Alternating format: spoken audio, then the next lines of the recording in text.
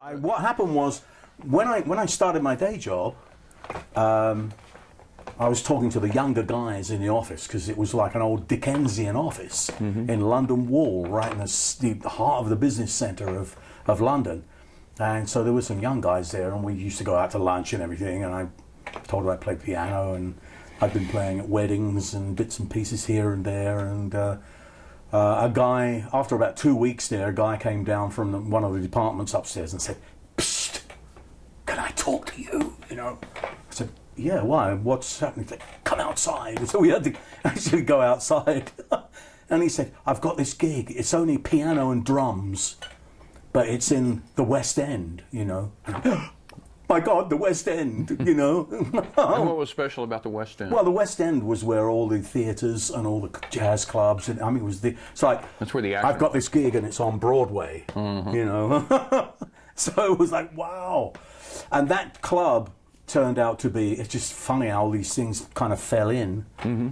That club turned out to be the only club in London that somehow had bribed one of the councils, you know, and got themselves a license somehow to drink until 1 o'clock in the morning. It's unheard of, because all the pubs shut at 10:30. Oh, really? Yeah. Really? Oh, yeah. Whoa. You know. So what happened was, this was kind of a members club and a little jazz kind of like, you know, place, and so all the best musicians off the scene would do their gigs around London, and they'd all make a beeline for the Cottage Club, which was just off Cambridge Circus in Lichfield Street. Yeah. And so I'd be playing in there, you know, and the guys would come in, and I'd go, "Wow, that's, you know, that's Tubby Hayes, or you know, guy Tony Coe, or all these different kind of amazing guys from the British scene." And then after a while, a guy came over, a trombone player, and I could only play in 2 keys. I could play anything, but only either in C or in G. It never occurred to me that, you know. So this guy comes in and he says to me, he says, "Hey, can I sit in, you know?" "Yeah, absolutely." And he gets his trombone out and he says, "Let's play Perdido." I said, yeah. C or G? And he said, "What are you talking about?" "Perdido's in B flat." I said, "Oh, well, I'm really sorry, I can't play in B flat, you know." And he says, and then he turns to the manager of the club who's standing there and he says, "Hey, Al, what kind of piano player is this, man? Can't even play Perdido in B flat, you know." And so I nearly kind of crawled under the carpet. It was awful. So I went home that night, man, and I was quite a tight roster at the time, because we were playing till 1 o'clock in the morning. I would sprint down to Leicester Square Station to get the last train home, which went at 1:15. I'd get home and sleep until, it took me about an hour to get home anyway. So I would sleep until maybe 7:30 in the morning, and I'd get up and I'd do the 9 to 5 thing, and I had to get all the way up to Liverpool Street. So to lose a night's sleep was, you know, but I waited for about 3 weeks for this guy to come back in, and he came, you know, and he looked at me, gave me a like, "Oh, it's him," you know. I said, "Hey, you want to play Perdido?" And he says, "Well, no, man, you know, you can't play it in the right key." I said, "Well, I can now." So he said, "What? You can play it in B flat?" So I said, "Yeah, I learned it." So he says, "Oh, okay, well, all right," you know. So we played Perdido, and then he said to me, "Why do you play everything in C and G?" So I don't know, I just play by ear. He said, "Well, but you can play those tunes and you're playing by ear."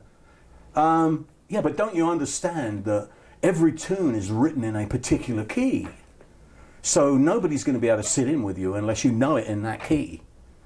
And he said, "You know, just outside here, just up the road, is Charing Cross Road, where all the music publishers were, and they sell sheet music and books of their tunes." And he said, "You've got to go up there, man, and you've got to get, you know, find out which tunes you play all the time, and you know, that you want to learn, and find them in books, and figure out what key they're in, and you've got to learn those tunes in that key, because there's plenty of people who want to come in and maybe sit in, but you won't be able to sit in with them unless you play the stuff in the right key."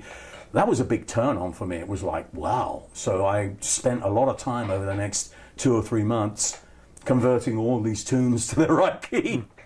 It's interesting that you could learn them listening to them being played in their keys, and then you converted in your own mind. Well, to I'd C go or to the G. piano, and because from the first piano rolls, I had learned in certain keys which positions the chords actually went to on the keyboard. So I would see it on the keyboard when I heard it. It wouldn't matter what key it was in. I would just go, So you were automatically transposing up here. It goes from there to there, and then it goes And what I didn't know was what I was learning was the tonic, the the dominant, the subdominant, relative minor key that it would go to, all those positions without knowing what the hell they were. In fact, this guy said to me one day, he said, that tune there, he said, when you go into the middle eight, it's actually an A flat minor seventh.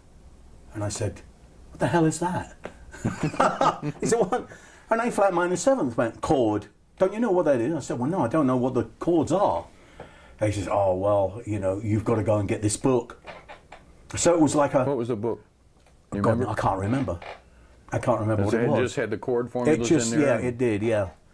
And he said, go and get this book out of the library if you have to, but it shows you how chords are made up, and then you'll be able to look and see how these things kind of work. You'll know what an A flat minor seventh is.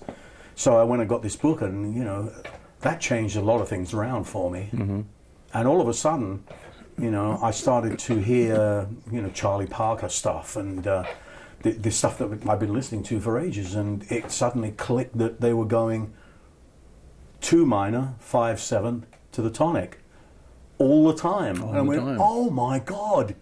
And then I started to find the right changes for all the tunes that I was playing. And over about 3 weeks, this guy came in and went, what the hell's happened to you? I said, that book, man, that really is kind of like, I've suddenly realized what's going on.